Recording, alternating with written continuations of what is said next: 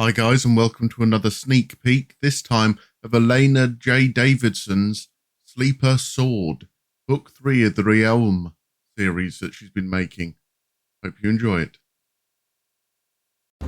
Chapter 32, Day 7, Transformation. 800 to 600 years ago.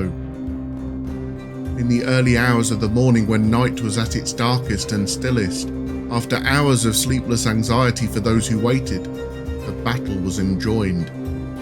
Tial stood at the porthole of his chamber, allotted to him by the surly enforcer attendant the night before, and stared despondently over an ever gloomier land. When the dirty heavens erupted in a kaleidoscope of colour, he swore, caught off guard and bellowed for Bren and Zual. The two entered from an adjoining chamber, both sleepless and alert, and together the three bore witness to the awesome display of two sorcerers engaged in a light show war. Lazar did his part in the preceding hours, having convinced a large contingent of moderates that the danger they faced lay in the person of the Darakor, and it bore fruit. A fair amount of the bolts were lasers and aimed at Margus. Unfortunately, in the same short time as Lazar, Margus stirred the crucible and the majority of the laser beams were pointed at Toralin, a crisscross of traces that soon lost meaning to the watchers. The night lit in surreal flashes, illuminating the host that was the Enforcer army. Deadened eyes were feral and alight and eager, and it was not long before they turned on each other also, needing the solidness of broken flesh to appease the hunger. Terrible screams penetrated the soundproofed shell of the Enclave. When the greying light of day finally arrived, it was to half lift a veil from a bloodied, apocalyptic battlefield. Hundreds, thousands lay dead and dying in twisted, scorched heaps. Severed limbs scattered the red mud of a blood-bathed earth like the spoils of vultures, and still they fought on. The watchers were nauseated but unable to tear themselves away. Somewhere in that tangled mess, the Darakor and the Enchanter continued. Their bolts flashed ever fiercer, unmistakably brighter than the lasers, and the colours altered so frequently and swiftly that they were indivisible. Tial heard Lazar commenting that the colours signified strength and intent, but could not discern which meant what. Lazar and the two others joined the three Diorc soon after the light show commenced, perhaps to draw comfort from the presence of folk unlike the combatants outside. All were pale, all were horrified, and not one suggested venturing into the fray. That was certain death. Even the dusky skins of the Diorc were transformed into pasty grey, a statement of their turmoil. Unexpectedly, everything ceased. Sight, sound, movement. Ebony dark descended to drown the almost light of the region, obliterating everything like the judgment of angels and devils alike.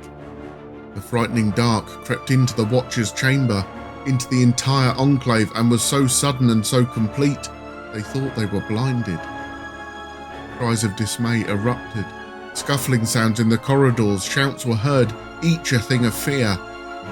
Long, eternal minutes went by. A flame flickered on Lazar's fingertip, proved the dark possessed an eternal source, and while relieved, they wondered who had brought it upon the land, Darakor or Enchanter. Tial hissed at Lazar to extinguish his meagre light, fearing exposure to whatever waited in this lack of all things. Lazar swore, and the light went out. Time ticked by in the expectant void. A shaft of yellow light appeared in the distance. A beam switched on, a bridge between heaven and earth. Indrawn breath sounded. Thin, wavering at first, then strong, sure, the shaft broadened imperceptibly. Noticeably, it pulsed, spread, and became encompassing. Merciful Mother, Tial whispered, invoking the universal deity in awed wonder, a sentiment echoed by those watching.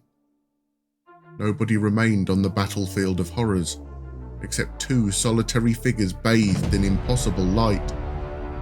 One was bent over retching, and the other stood with arms raised high, head thrown back. "The Enchanter won," Bren pointed out needlessly. The triumph was unmistakable. "They are all gone," Lazar croaked in shock. There was not a soldier anywhere. Tial fell to his knees. For him, for all of Diorc, for all those hounded by Enforcer might, it was an unparalleled gift. No innocent would now be again hounded in the Falcon Isles. Lual slapped Bren hard on the back, and Bren laughed. There was more, and it unfolded before them, and this was welcome. The Stygian gloom vanished, a puff of smoke. In its place, paradise. The impossible light was the benign glow of the sun. It was utter transformation. Later, Toralin stood in the tiny cell, watching the feverishly tossing form on the hard bunk. He felt no pity.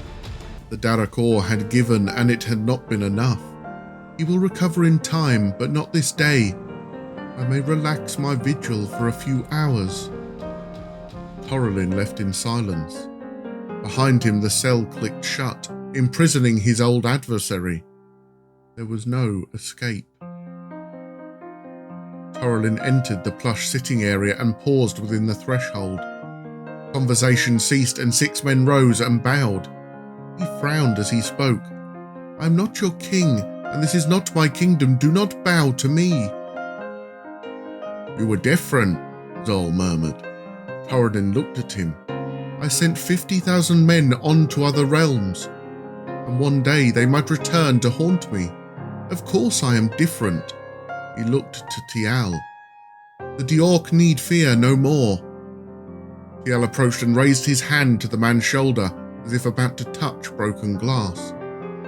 His fingers settled there and gripped firmly. "The Diorc thank you, my friend.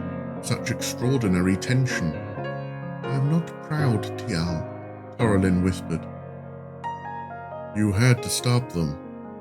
He was asking forgiveness, Tial realized, and thus he gave it freely. Toralin clasped a hand on his shoulder and stepped away. He faced Lazar. They turned on each other. I could not stomach it. "I understand," Lazar returned, and he did. The first emotion he experienced in seeing the denuded battlefield was relief. The horror was removed. "I ask that you hold him until I find a way to fling him to the netherworld." "Of course." Toralin stepped further into the plush space. He seemed uncomfortable, out of place, not quite present. His gaze went to the windows. Blue sky, green fields, rolling hills, trees. Soon the birds would come, the insects, the sounds of nature, celebration. He smiled. "What now, Enchanter?" Lazar asked, and TL could have kicked him for diffusing that single moment of togetherness. "Now we speak of the tear, Lazar, and the sorcery to negotiate it safely." Toralin put his back to the view. "What of the plane?"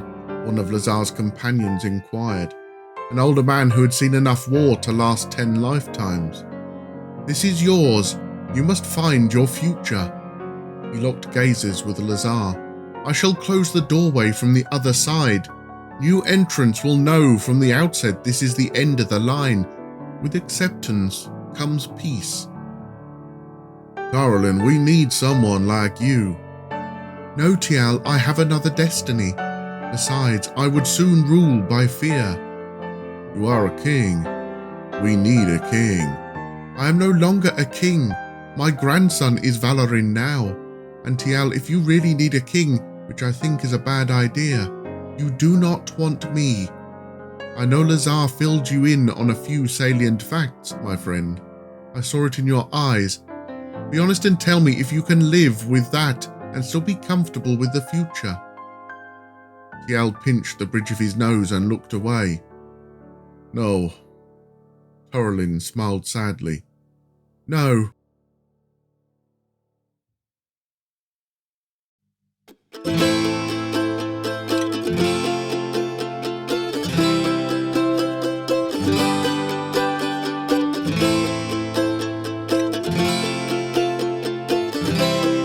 Thanks for listening, guys. Like and subscribe, and I'll see you next time.